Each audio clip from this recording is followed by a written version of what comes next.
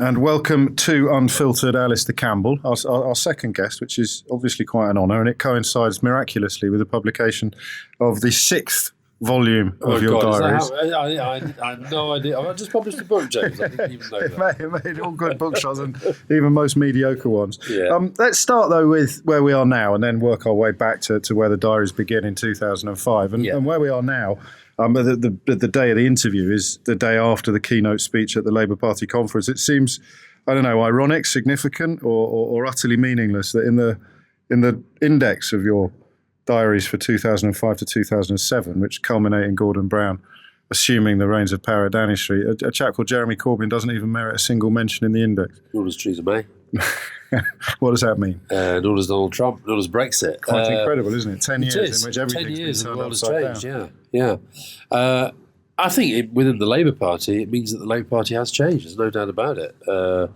I went down for one day. I went to the anti-Brexit rally in Brighton, and it feels very different. It feels very different. It doesn't feel like the party that I was very closely involved in for those three elections that we won. And where it goes, I just don't know. I bumped into this young guy who was down there, who was real kind of momentum, Corbynista, and he sort of came and said, "Look, you know." Are you the enemy to people like that? I don't think I am that much. A bit, I guess, for some of them. But this guy actually said, he said, "Look, I don't like Blair, but I actually quite like you. And I don't understand why you don't get right behind Jeremy." And I said, well, because I've got doubts. I've got big doubts. And also I'm still, to be absolutely honest, as you know, a bit fanatical about Brexit, hate it. Sure. I'm still very angry that he just didn't get stuck into that campaign in the way he gets stuck into the... Is it possible that he's played a blinder on that? Bearing in mind we don't know yet for sure what the final position would be, but by not actually going all in on either side, he's possibly kept all of the people happy. I don't know. He didn't keep me happy either in the referendum or in the election, but I think that... Look, I certainly thought at the election that this kind of facing both ways, which I felt he was, would be a problem for him, but it helped him. But I think when it comes to where we are now, I do think Brexit is a catastrophe, and I just feel that our approach at the conference was sort of to go along with it. Yes, to say the Tories are useless. Yes, to say they're terrible. But constantly this line that, well, it's happened. We've got to kind of, make the best of it. And I just feel that it's so potentially catastrophic for the country that, leaders have to be saying that. Although the priority, as you know better than anyone, is to get elected first and then worry about what you do with the power. Do you think he's going to be Prime Minister? A year ago, I'd have said no way. Yeah, sure. I think now it's possible. More than what, 50%? I don't know. I don't know. No, I don't believe... Really? No, I can't play that game, really, because I don't know. I really don't know. I think that we're definitely in anything goes territory. Yes. Right? So anything could happen. Funnily enough, Fiona, my partner, she said this morning, maybe the conventional wisdoms are always wrong at the moment, and the new conventional wisdom will become that Corbyn is going to be Prime Minister, and then we'll be wrong about that. So we'll start rebelling against so I don't know, but I think that, I can't pretend. I mean, I find it very difficult ever not to vote Labour, but I can't pretend that I find a lot of what he stands for attractive, but a lot of it deeply worrying. I thought, just to give you one small example of that speech yesterday, all that kind of loads of things that, yeah, great, have that, have this, have that. But there's still very little detail as to how you go about that. And also I think on foreign policy, okay, I know they get an easy round of applause by going on about Tony Blair's ill-advised foreign interventions and what have you. But the fact is, that's his words, not mine, by the way. Yeah, of course. But the fact is that to go through a speech like that yesterday, where he's kind of doing a kind of tour d'horizon of the world, and Putin doesn't even get mentioned, I just feel that his worldview, I think the domestic stuff is very attractive at a superficial level, but we all want peace. We all want harmony. We all want everyone to be happy and have a job. It's a bit mother love and no sadness in their lives. Sure. But show how you're going to do it. And when are you going to do things that people don't like? When are you going to break some eggs? Leadership ultimately is about the difficult stuff. which comes across clearly in this volume of diaries. You mentioned there the differences, the things that you don't think Corbyn's on board with, that you consider to be part of New Labour's success. There's parts in the diary where Gordon Brown sounds closer to Corbyn than to Blair on the sort of hat-trick of low tax, aspiration and friendliness to business, which you pick out a few times as being areas as the sort of handover of power was being wrestled with. Those are areas that Tony was more committed to low taxation. Much more than Brown. I think that's probably true, but I don't look. You've got to remember, first, one of the things that the Corbyn style of the Labour Party really disliked about New Labour was the fact that Gordon made us stick to very tough spending limits in the first couple of years. I think Gordon was to the left of Tony, is to the left of Tony, but not by nearly as much as Jeremy Corbyn or John McDonnell. I mean, I think they're in a very, very different place.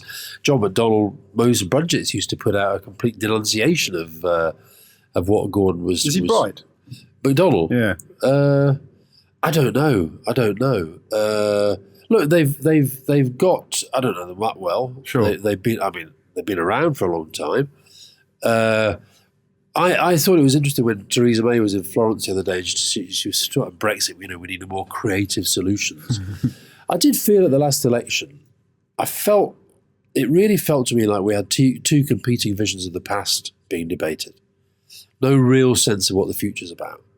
And I don't want to slag them off the whole time because it just gets boring and you come across as bitter. But I felt that there was something just a bit unreal about a lot of the stuff being said this week.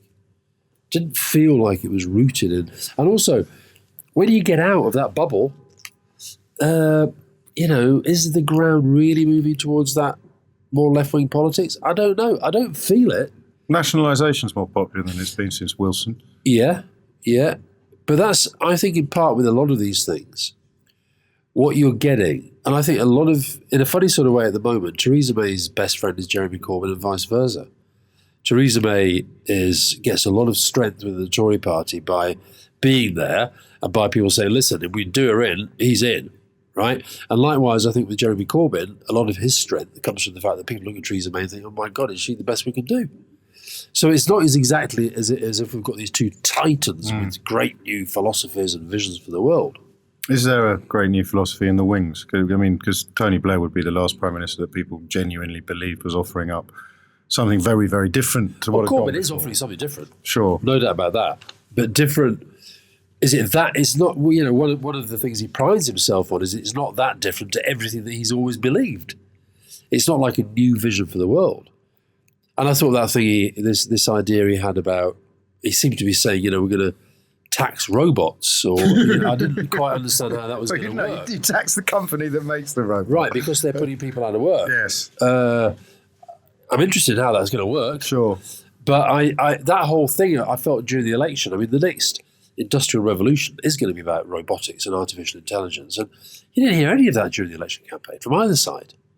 So I don't know. It's going to be, I still find it hard. But maybe I've just lost my finger off the pulse. I mean, I always felt I used to have it on the pulse. But, a couple of days after I was down in Brighton, I'll tell you what I've done this week. I've spoken to a big high-tech company event. I've spoken at a school. I've done a military thing with a military establishment. I've done a couple of other businesses. I've done a charity. And I always ask, everywhere I go at the moment, I ask these three questions. I'll do it again tonight when I've got this dude down the road. Are you optimistic or pessimistic about Trump? Optimistic or pessimistic about Brexit? And do you think Jeremy Corbyn is the next Prime Minister? Okay. Now, the pessimism about Trump is overwhelming. Sure. The pessimism about Brexit is very, very high, including, I think, with people who voted leave. Yes, there's a lot of worry.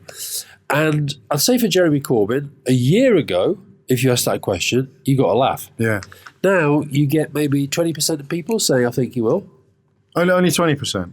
Maybe it'll be higher this week because of all the kind of noise that there's been. Sure. But I think there's still a lot of people who think, I'm not sure about that guy. And certainly the military establishment were. It's probably a rhetorical question with them, though, isn't it? Has he got a plan? I mean, because you're a strategist, and you're not just a strategist, you're also very much a sort of moving on a sixpence type reactor. Is there a plan there, or have they sort of stumbled into this success? Well, From the point of getting elected as Labour leader, because that was kind of a conflation of coincidence. It was. I don't think he ever expected it to happen. No, nor did anyone who promoted him or nominated him. No, but since then, is there a plan? I don't know. Yeah. I don't know them well enough. They've certainly. My big thing, previous book, Winners, Objective Strategy Tactics. I think their objective hasn't until recently been to get in power. I think it's been much more, and it's still a big objective, is to get control of the Labour Party. Well, they're doing that. You saw at the conference they've got control of the Labour Party. That must hurt. Well, it does a bit, but, there you go. The world moves. But I think in terms of, are they now driven by the objective for him to be in power? Much more than they were. Yeah. The strategy, as far as I can define it, is basically to say that the world has changed and it's moving to us. So it's a much more avowedly left-wing, high tax, high regulation, tax and spend, all that stuff. And we'll see. I think it only wins because Theresa May is pretty dire and Brexit is a looming catastrophe. Which you either talk about endlessly or not at all, and they kind of went for the not at all yesterday. Yeah. You mentioned Winners. There's a moment in the volume of this volume of diaries where one of your confidants suggests that you can't spend the rest of your life interviewing Lance Armstrong. Yeah, I thought it was a very good point. And actually, that was Charlie Faulkner, who I was speaking to this morning. And the other one in there is Matthew Freud, who says, you can't spend the rest of your life just being Alastair Campbell. What do you think that meant? I think it meant that I was kind of riding around doing different things, but actually, what you're doing, nothing much. You're just sort of being who you are and what you are. I've done okay on it. So you didn't take his advice. You have just being Alastair Campbell. It's not that I haven't taken the advice and I haven't taken it to heart. I have, but I've never resolved it. Because he meant a mission. He meant you need a new mission. Yeah. And they both did. Right. They both did. And I've never found that. No. As far as I've got one, it's probably the stuff that I do in mental health, the campaigning, but I don't do it full time. Nothing like it.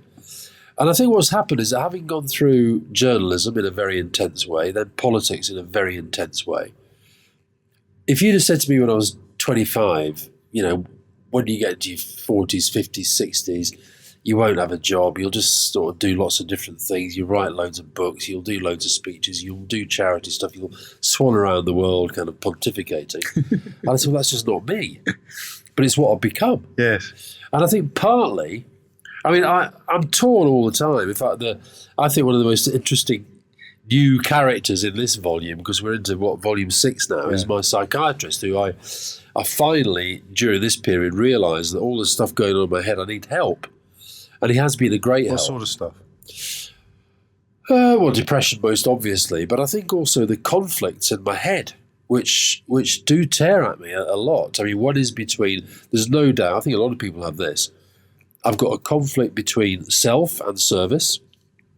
I've got a conflict between being well known and popular and actually not wanting to be well known and not giving a damn about what anybody thinks. That's a thing that goes on.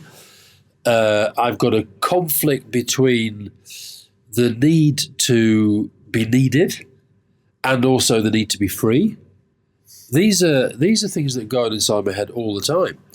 And I think they do sometimes trigger into, mental instability and because while everybody or most people will recognise 2 out of those 3, I guess the public profile thing is a rarefied club. It's the clamour, it's the volume that these battles reach that causes problems. Yeah, and I think it's also for me sometimes a kind of loss of perspective on them.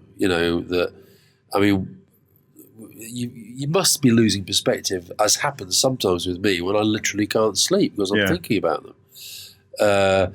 And I think the deep one, and I get this all the time. So when I was down in Brighton, I spoke at this anti-Brexit rally, and I'll be honest, I didn't want to hang around. I thought this is no longer, we're not in charge here. They don't There's no mission. Apart from stopping Brexit, but that's not exactly and I could have hung around for that, but I'm not there to sort of, so I just felt I'll get home and what have you. And I was on the way up to the station, and this guy stopped me and he said, listen, he says, he was a bit like Charlie Fortin and Matthew Ford. He said, listen, there's not many people who know as much about politics as you. There's not many people who can communicate like you do. You've got to get back stuck in. You've got to get a seat. You've got to do this. And I feel every time that happens, and it does happen quite a lot, yes. I feel really, really bad. Because of the duty. Yeah, because I think they've got a point. You see, that's a fascinating concept. But I can't do it. But that's arrogance versus modesty, isn't it? Because some part of you thinks like there is a role I could fill that it doesn't seem anybody else could. And at the same time, that's quite a conceited thought to have. It is quite a conceited thought, but if you've got, like, one of the big tensions of this book is you've got the Prime Minister and the next Prime Minister both saying to you, I can't do this without you. Yes, of course. In terms, they're saying that. They're both right, probably. Well, certainly in Blair's case. I mean, Brown needed you to keep Blair sweet more than to keep him. Yeah, no, he also needed your advice on being a bit more human. Perhaps. Yeah, and also I think just in terms of, Gordon trusted my judgment on a lot of things, and on words and speeches and media and that stuff. So, but David, my psychiatrist, one of the things he says, look, when they're doing that, they're feeding your demon. Because your demon is basically saying, only I can do this. And that is what makes you then go and do things to excess, and then you put at risk your health and your relationships and all that stuff. But that makes it so weird then that you mentioned Fiona, your partner, earlier. She said in a recent interview that the word you hate most in the English language is contented, and yet everything you've just said suggests that you're on some mad quest for contentment. No, I'm not. You see, that is the conflict. Clearly. That is the conflict. I'm not content. I hope you're paying a psychiatrist. I know, I'm not. It's true. My mother, she died a few years ago now, but she used to say, Alastair, why can't you just be content? And I said, because I don't want to be content. Because that to me is complacency. So you think content means bored? No, I think content. I can have great moments when Burnley score. Yeah, I'm wild, right? Sure. When I'm listening to a beautiful piece of music, I'm in the moment. I like it. If I've got a good book on the go, that's great. But that's not happiness to me. Happiness to me is what you hopefully, as you sort of in your dotage, you'll be able to look back on your life and say, well, that was a bloody good life. I did loads. My kids are good.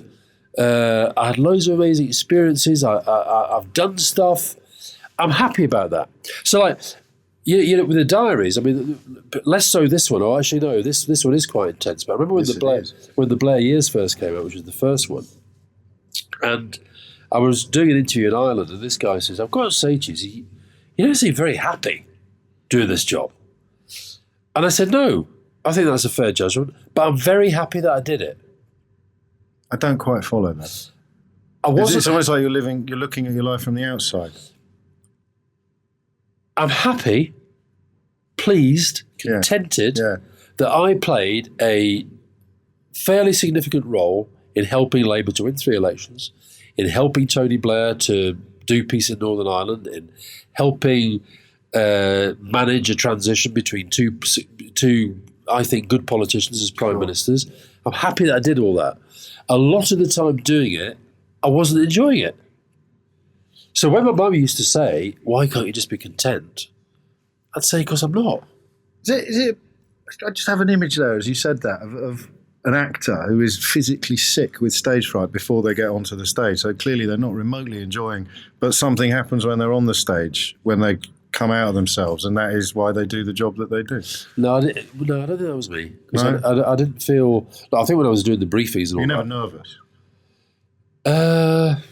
No, you get nervous. I force myself to be nervous sometimes. Yeah, because of the adrenaline.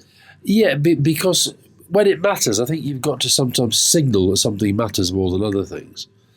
I'd say the last time I was really nervous I have nervousness, which is kind of proper anxiety, yes. But that is often ridiculous. And irrational. And totally irrational. So, one of my recent sleepless nights, I'm going to Glasgow next week, right? Yeah. I'm going to be there for 3 days. I spent hours in my head. It was how many shirts I'm going to take and which shirts. And it's just... And you can't get it out of your head. And that's a sort of ridiculous form of anxiety. The last time I felt genuinely nervous for myself was when I gave evidence in the Iraq inquiry.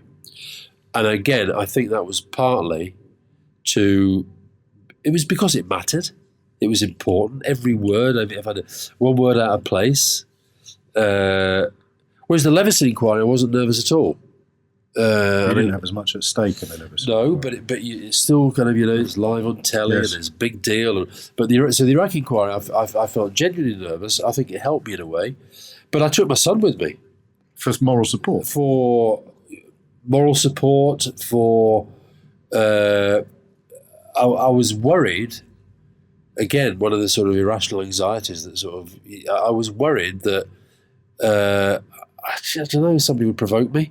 Going in, a journalist or whatever, I realised if I had Rory there, I just know, I know what I'm like. If I get fired up for something, I can look at him and I can, I know it should be the other way around, but I can sort of calm myself down. Did he know that's what his role was?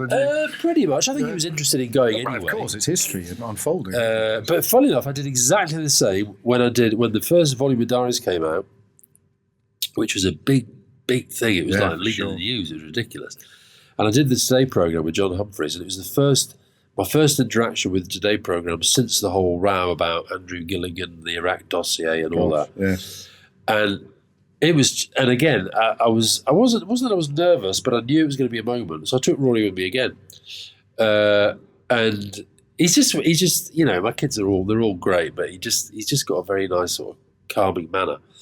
That's come from his mum. Well, yeah, but no, he's got my temper as well. Crikey. If any of these BBC people had, got out of line.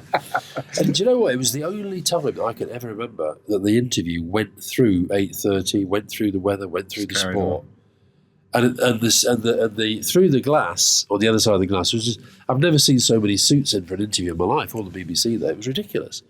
So, but I get nervous. When else do I get nervous?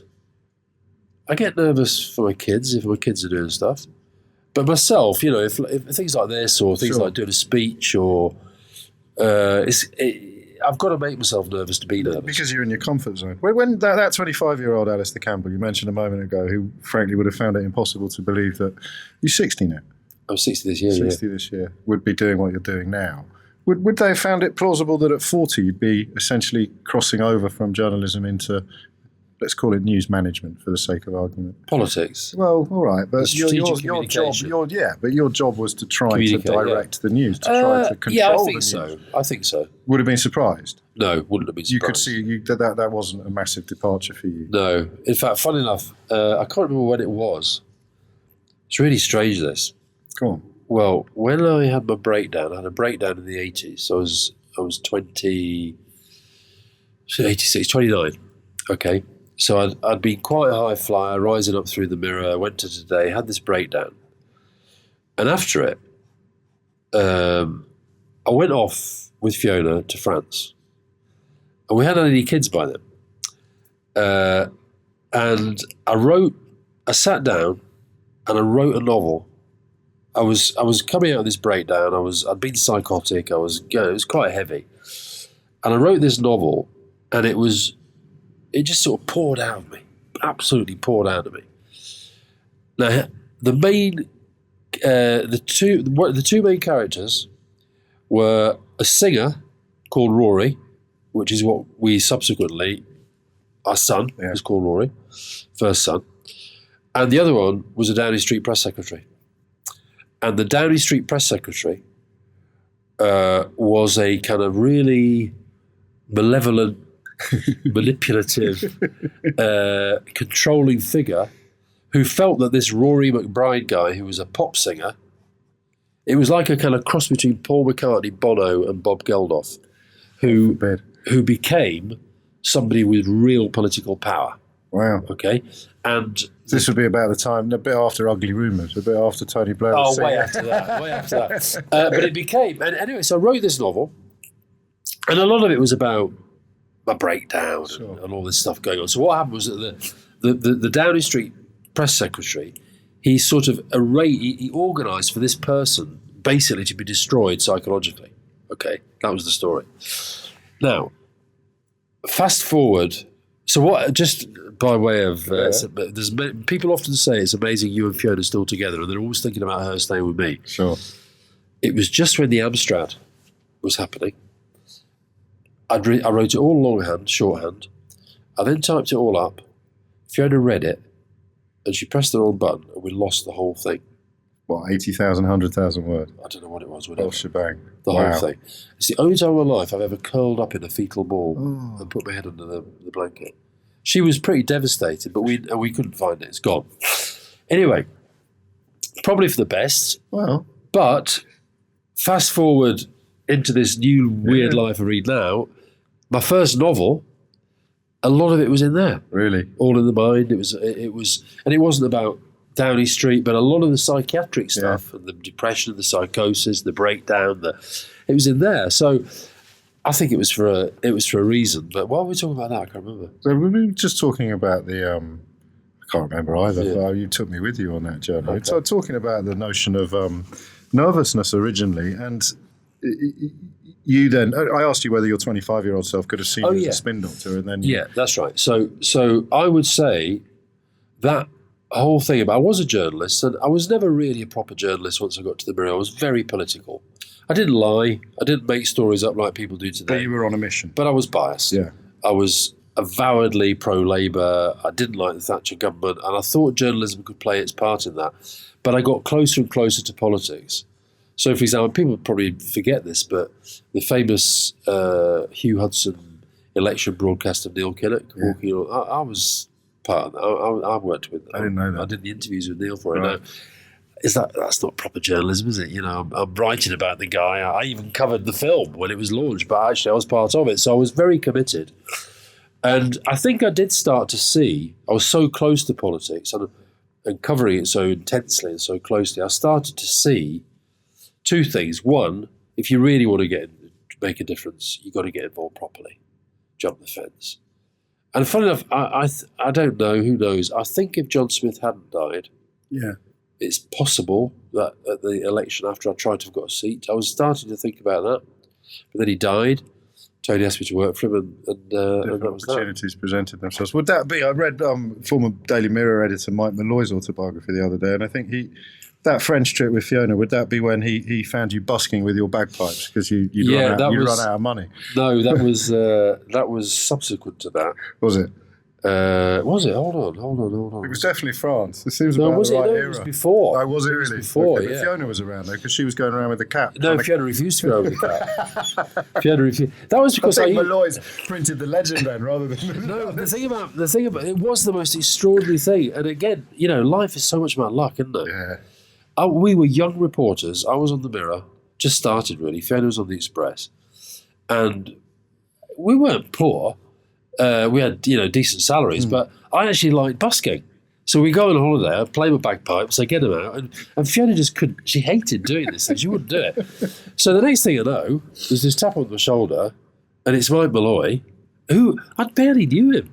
I was a junior reporter. And he was the editor of the Mirror. And he was the editor of the Mirror. And we ended up basically having a holiday together with the kids. And we're still, sadly his wife's dead now. That's but right, yeah. The girls we see, and Mike's a great friend, that was just a total stroke of luck. And funny enough, one of the reasons Fiona said, "I'm not going to do this bloody hat thing," is because she actually said Larry Lamb, who was her editor, sometimes comes down on a holiday. What if he sees me begging?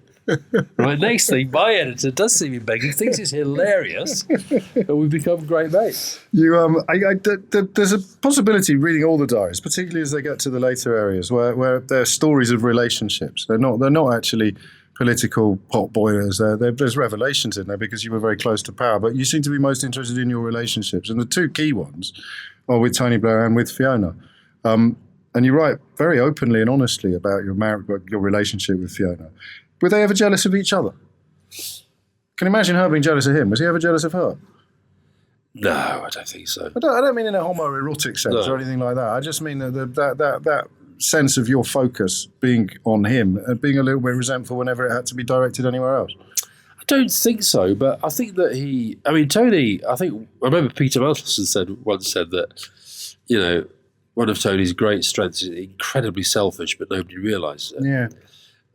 He does get what he wants, in terms of, and he did certainly back then. He got the people he wanted to work for him. He built the team that he wanted. And he would sometimes, again, I say this in the diaries, he would sometimes phone up particularly at a weekend on a Saturday or a Sunday, and he'd say, "Listen, you're knackered, you've got to get a rest." Now, can you phone Robbie Cook about this? Can you phone Gordon about this? Can you do John Brennan? No, I think actually, I mean, it's great. Actually, it's worked out in that Tony and Fiona get on really well. Now, yeah, there was a point where she thought the job was killing you. Yeah, it was terrible. And so why did you carry on doing it? Well, I stopped in the end, didn't I? In the end, you did, but it was a slow process. It was a slow process. I think it was the duty thing. I think it was feeling I had to do it. Duty and a euphemism for addiction. Possibly, yeah. Yeah, I think it was a form of cross addiction, yeah. To adrenaline, to work, to possibly, but certainly to, I think to that sense of mission and purpose and having a real reason to exist and feel it all the time. And listen, I didn't see it at the time as closely as I see it now. Right. But, and partly with the depression, because the thing about depression is that, that whole thing, you always hurt the ones you love. Mm. I think where that comes from with me is that when I'm depressed, really depressed, I will lock myself away from all but the people that I really, really, really, really trust. And that means it's a very, very small number of people. So I could spend the whole weekend not speaking to Fiona. And that to her, I realise now, is like me taking it out on her for something, which I'm not really. I can't function properly. Whereas then she would say, yeah, but when you go into work, when Tony phones up, when Gordon phones up, when Prescott phones up, you're fine. Whereas in fact it was because she was more important to you than them. Yeah, I'd say so. But it didn't feel like that at the time to either of us. He said to you once, Tony Blair said to you once, "You're like me. If you have no driving purpose, you are in bother, or if you're not in bother, you create some." Right, but I think that was him. That was when he was trying to get me to go back. Right. He may be right. But this period where I'm seeing this, I'm sort of going between Tony and Gordon and the British Lions and the psychiatrist. Yes. And there was a period I was seeing this psychiatrist a lot because I was really starting to get stuff out of it. And he said, look, he didn't say these people are using you, but he said that they know you inside out and they know how to get you in there. Now, if you want to do it, fine, but just understand what's going on and decide what's more important. Now, I tried to have it all. Your mental health and my relationship. And your relationship. Family, yeah. So I tried to have it all. This is an incredibly powerful passage, and people who haven't read your diaries and perhaps expect them to be a bit anarchy don't realise how much of yourself you lay on the page, as you're doing today in this interview, despite being full of cold, Alastair, for which we're very grateful. Around 5:30 this morning, for example, I was lying there awake and just looking at Fiona, who looked totally at peace and calm. And I was telling myself it was because when she slept, I was out of her life. And the second she woke up, she would have this mood of mine affecting her. And it wasn't fair. Again, there's that sense that you're looking at your life from the outside. Yeah, possibly. Yeah. And that you... Have you never done that? Well, of course I have, yeah. I'm asking the questions today. And also that speaks to someone who doesn't like them. So, it's not that you don't like yourself, it's that you don't like what you think you're doing to her. Well, I think sometimes, look, I'm the patron of the Maytree, which is a suicide sanctuary. Yes. And I'm interested in suicide. I think it's the ultimate in mental illness in a way. And I have had periods when I've felt very, very suicidal. I don't think I would ever kill myself. But when I'm having those sleepless nights, I do think about it. And that is what, and I think what that was, I can't remember that. No, that's the thing about a diary. You keep the diary and then you just don't remember it. But I know I've had times when I've thought, I think you're thinking, look, I don't want to be here. I've had enough of the world. So you try and justify it to yourself. So your rational mind would say, oh no, the kids would be really upset. Your parents would be really upset. The dog would be really upset if you didn't come home every night. So actually you persuade yourself, no, do you know what? Look at her there without me in her life. She's happy. She's contented. But and so that I do think that the people have those thoughts. And I do listen. Fiona is an incredibly strong woman. And I think a lot of women wouldn't have been able to put up with my lifestyle, my moods, my changing. Yes, except that what on paper you should not be the kind of man who talks so fluently and so honestly about mental health. On paper, you should really, because you're an alpha male, you've got a very short fuse. Back in the day, you would use your fists as often as you'd perhaps use, well, not quite as often, but there are a couple of episodes that are well recorded. You should be the kind of guy that's buttoned up and tightening the lid down all the time. Why aren't you? I don't know, really. I don't know. I think maybe because of my brother who had schizophrenia. Yes. And actually, I always felt he got diagnosed in his early 20s, and it was one of the most defining moments of my life going to see him when he was first diagnosed. And I think that I just felt part of the problem with it was the stigma. And also, I think when I had my own breakdown, and my brother was very funny about this because he was like full on proper, bad schizophrenia, yes, but managed it really, really well. Voices like and voices, he could be sitting here and those cameras and that laptop, snakes would be coming out of him and he'd be fighting them, and when it was bad, when he stopped taking his medication. Yes. And he'd say, "God, look at you! You've had one little poxy breakdown. You go on the telly and talk. You've got to talk to a real fucking expert." So that was a big part of it. But then, when I had my own breakdown, what newspaper, the media world is like. Yes. Word went round very, very quickly. I was this hotshot, high-flying, youngest news editor in Fleet Street, and all sorts of stories went round. I was supposed to. Apparently, one of them, I took all my clothes off in a lift and I made a lunge at Glenys Kinnock. That was one of them. All this stuff going around, crazy stuff. There was crazy stuff, yes, which I was arrested for and locked up and what have you. So it was all out there. And then, but of course, being a journalist, it wasn't news. The minute I decided to jump ship, go to the other side of the fence and work for Tony, people started to write about it. And I took a decision. I'm not going to hide it. I'm not going to be ashamed of it. I'm just going to talk about it. And I've talked about it ever since. And there haven't been any downsides, really? Not really. No. Do you think you help other people? I hope so. People say it does. Yeah. My mother didn't like it.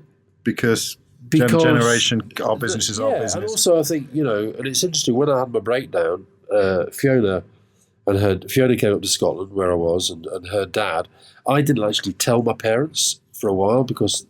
And part of that was because they'd had the thing with my brother, which had been so difficult. And so they'd be terrified you were going down. And I think so. So I just and also I kind of worked my way through it.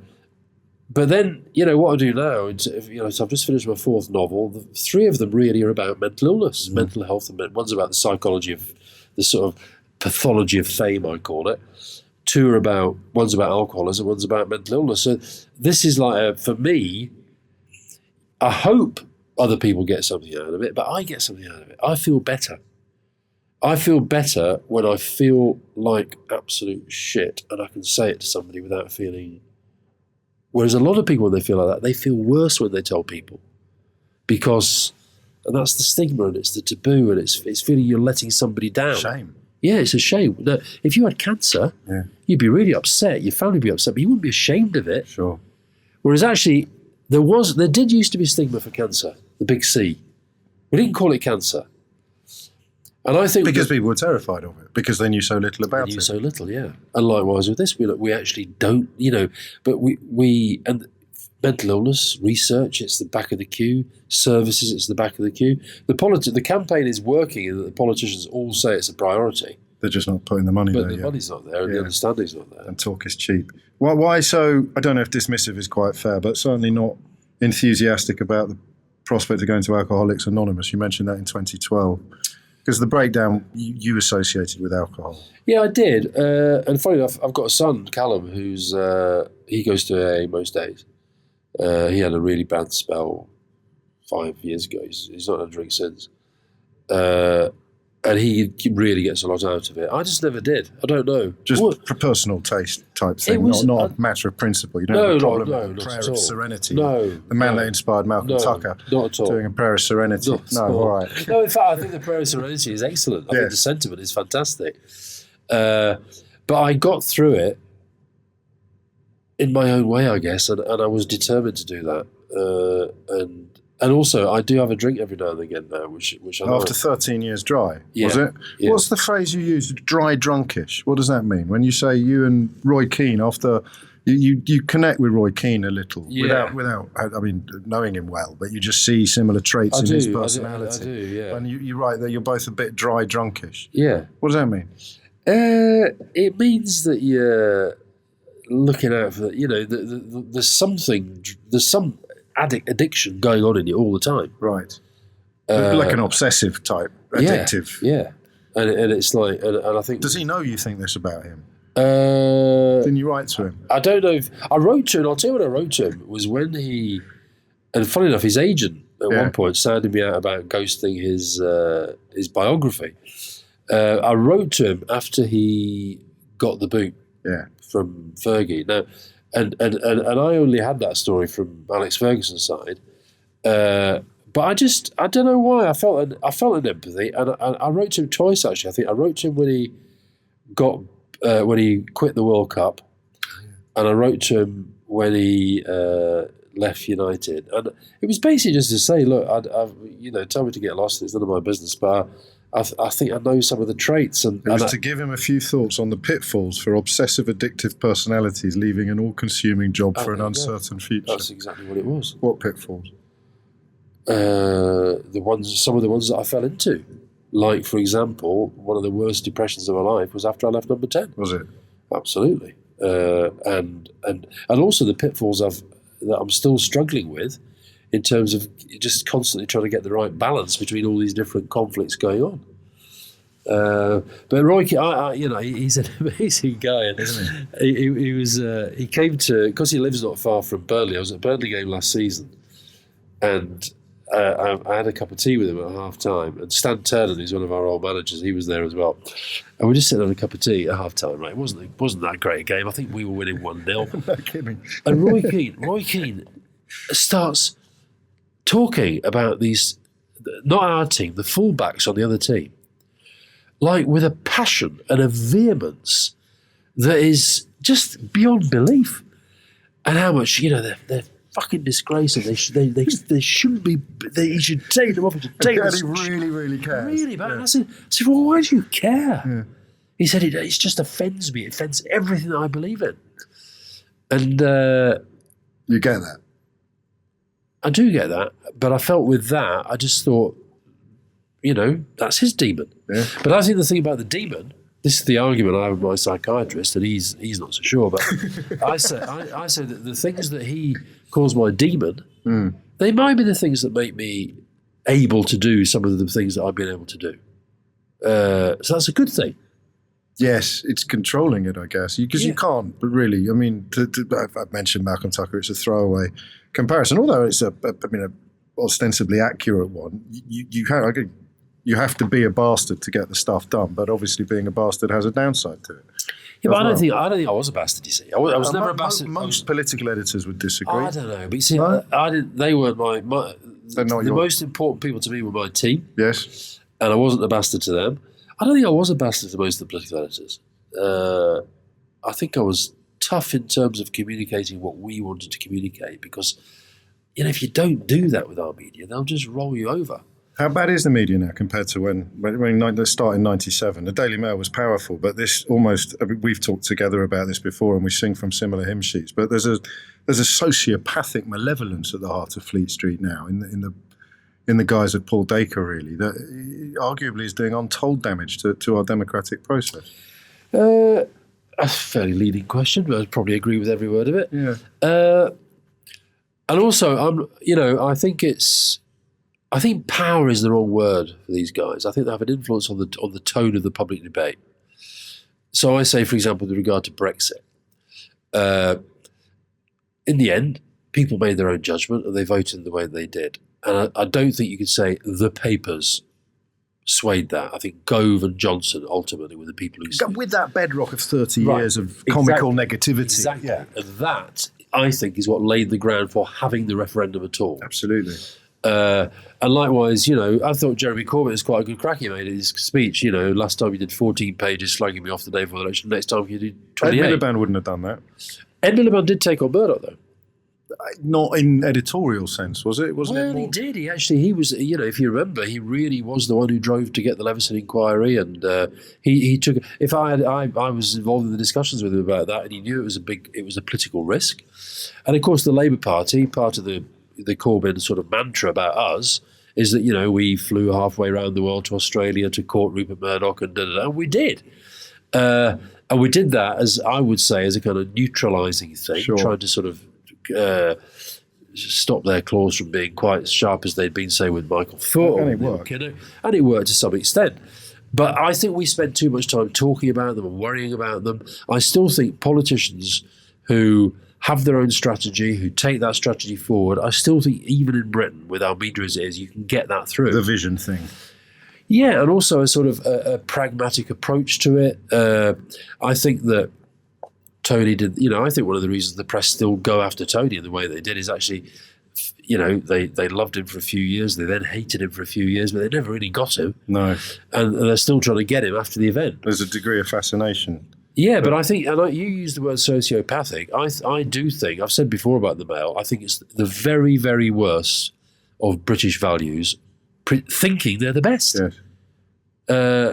I, for the life of me, cannot understand why British Airways give it out on their plane, given that they're meant to be sort of projecting an important part of Britain. The Mail's horrible. Different image to the world. It's horrible, and it's it's horrible about women, and this idea that because they did one very brave front page calling a bunch of thugs and murderers, and actually to get out of jail free card for 25 years. Exactly, and if you go through that story, they didn't really campaign on the racial side of things. They never took on the police for the stuff that they would do. So look, Dacre's he was a waste of time talking. He's a horrible human being, and there you go.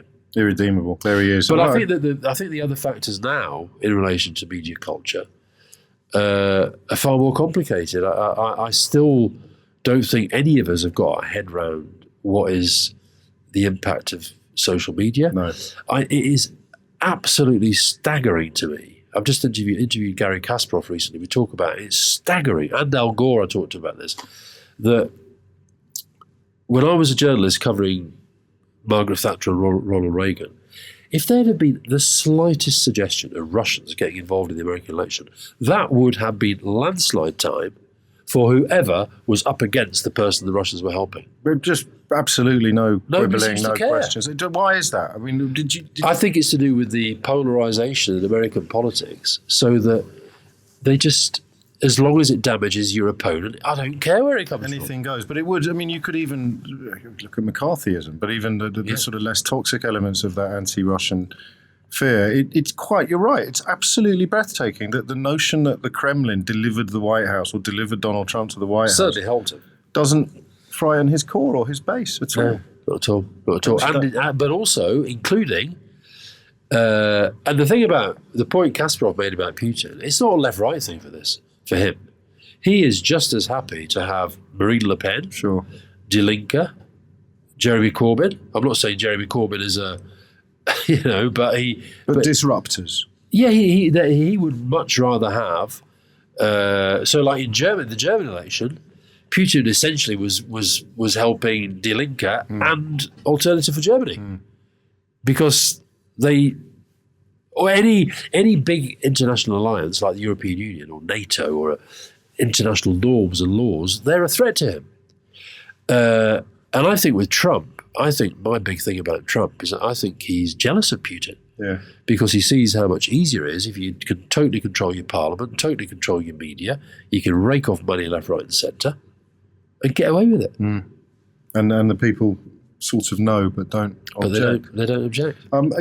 Towards the end of the diary, the new volume, we've kind of addressed this already, but you talk with your psychiatrist, David, about whether you could apply psychiatry to a society. Yeah. When you started the conversation with him, you were talking about celebrity culture. You just some astonishing little vignettes in there and throwaways, like when Jade Goody was being pursued for alleged racism on Big Brother, and that obviously was very front and centre at the time. The world's changed. And both Tony and Gordon felt the need to go out and say something about it. Can you quite? I mean, it's incredible. Crazy. Current context, isn't it? Yeah. The reality television style would be national. Yeah. I suppose because reality television was new, but if you had to provide some sort of psychiatric diagnosis of society now, what would you be most concerned about? I think we're becoming very dysfunctional. I think our politics is quite dysfunctional. I think our economic systems are quite dysfunctional. And I do think that on the one hand, the kind of so-called democratization of social media, in that it gives everybody a platform, it gives everybody the ability to express a view. But I do think that there's been a kind of chaotic element to it that none of us have really got our heads around. I've just been actually, because I've got to do a thing with Charlie Brooker, I've just been watching some of those Black Mirror programs, and I mean, you know, it's just they sort of, what I think is brilliant about them is that the stories are sort of far-fetched, but you get drawn into them because they feel actually quite real. They're just that little one step away from plausible, aren't they? That's the astonishing thing about them. You could just see. You have the Conservative politician copulating with a pig's head long before the Cameron book came out. Yeah, and what was amazing about that one, I watched that one, and I hadn't seen any of these because I'm not a big box set person at all. Oh, I know that as well. So it's another part of your tensions with Fiona, isn't it? What did you say? People who gorge on box sets are retired from life. Yeah, how to win over the room. Yeah, exactly. So there's this one where, you know, so you see this, and you can, where all around the country, as it's building up to this event, Willie, won't he? Yes, do it. do it with the pig. Everybody just, you know, watching the television, looking at their phones, talking about it. Yes, of course. And reacting. Yes. And so there's this scene where the Prime Minister comes on the screen, walking into the room where the pig is. And people just go, yeah, here we go, like it's a football match to start, they're coming out the tunnel or something. Yeah. And then as it develops, you see people just sort of, in a way, absorbing their own reactions with a bit of horror. But I think, and I try, like the Jay Goody thing, I think it's in this book where we were downstairs with Tessa Jowell, and she was watching one of the first Pop Idols or X Factors, and she's constantly voting for this bin man called Andy, and I'm saying, what the fuck are you doing? This is destroying democracy and about the things that matter. They all thought I was just po-faced. Yeah. But I think this thing about, you know, that's what voting's about. Like, you know, you like something, you rate something. And so the other of Charlie Brooker's things is this thing about, you know, we can permanently sort of electronically rate other people as we meet them. Yeah. It is actually just a nudge and a wink away from. Yeah, it's now, have we always have people always felt like this about big change? Probably, but I think it's the pace of change now. You know, the fact that you talked about how communication has changed. I mean, I can remember as one of Neil Kinnock's elections, the first time I had a mobile phone, and it was the size of a suitcase, and people on the road. I remember being up in Yorkshire once, and the bus stopped, and Neil went off to do a little speech. And there was a bigger crowd of people coming out to watch all of us on these phones coming out of these little boxes, right? To see the leader of the opposition. Yeah, because it was like, this is, and whereas now we all have them, and they're the size of the palm of our hand, and we can get anywhere in the world on it, and we can do thousands and millions of things. And I don't think we really have worked through. Work in progress. What gives you hope? I don't want to end on a bleak note. I don't want to end on a... I think what gives me hope is that my kids are pretty smart, and I think their generation's pretty smart, and I think that I sort of think they'll work it out. But I don't have much hope about our generation sorting it out for now. I think the other thing that gives me hope is that Burnley are doing really well.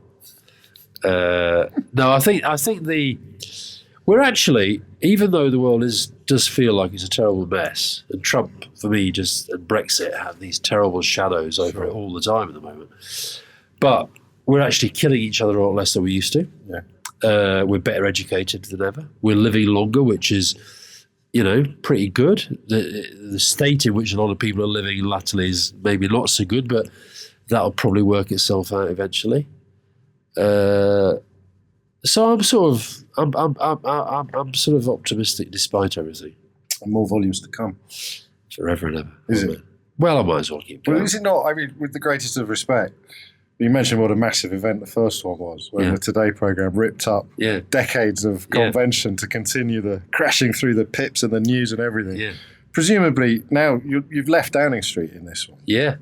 So how interested are people going to be in the interviewing Lance Armstrong years, given that they've already, they might already have read the book full of the interviews? So they might. Well, the other one that's a bit surreal about this one is that I'm actually writing about the process of producing the diaries. Yes, I mean, of course. it's mad. Yes. No, I can see that but they tick over nicely. And I'd say the other thing, I said that thing about, looking back. I like the fact that, so like, when I was living it, so my daughter, Grace, she was a baby when I started working for Tony. So she's really known nothing else. And, I like the fact that they're big, thick books. I think books will always be around, whatever happens. I think you'll always, there'll always be a place for books. And when I'm long gone, there'll be, she gets the whole thing up there. And, her kids and grandchildren and all that. I think I like that thought. Listen, it's like anything. If people want to read them, they want to read them. If they don't, they don't. And it's entirely up to them.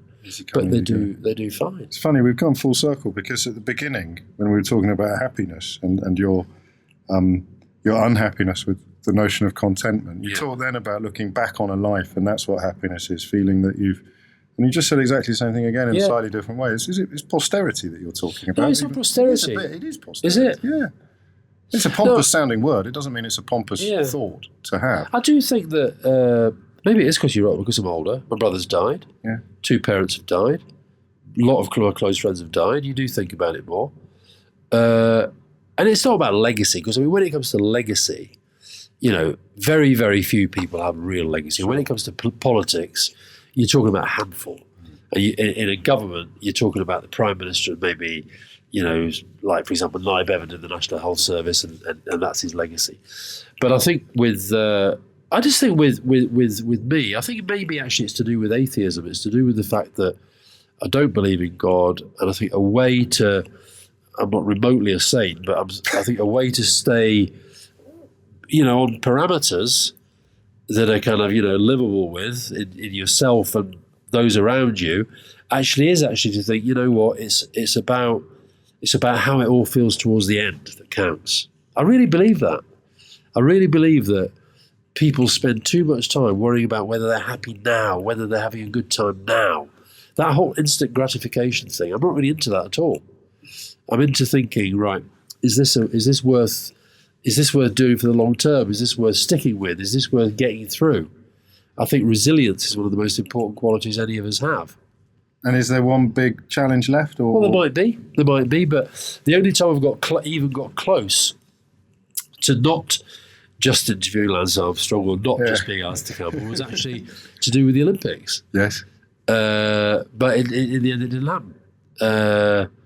You mean a job in the organisation? Yeah. And but that didn't happen. So, and now, at the moment, I'm editor at large of the New European. Yes. Very good paper. Thank you. Quite busy on. You should write for it. Quite busy on that. I do these interviews for GQ. I've just finished my 14th book. I'm still out on the sort of speaking, teaching, lecturing, charity, consultancy. I work with about 4 different governments in the Balkans. I do all this different stuff, which for a lot of people would be an end in itself. Yeah, of course. But because you're identified as having done something quite big, people think you should do. And like I say, full circle, I do feel that conflict all the time. Yes. And maybe it's just something I'll never resolve. And maybe, here's the thing. I think it's in this book, David Ginola, the footballer.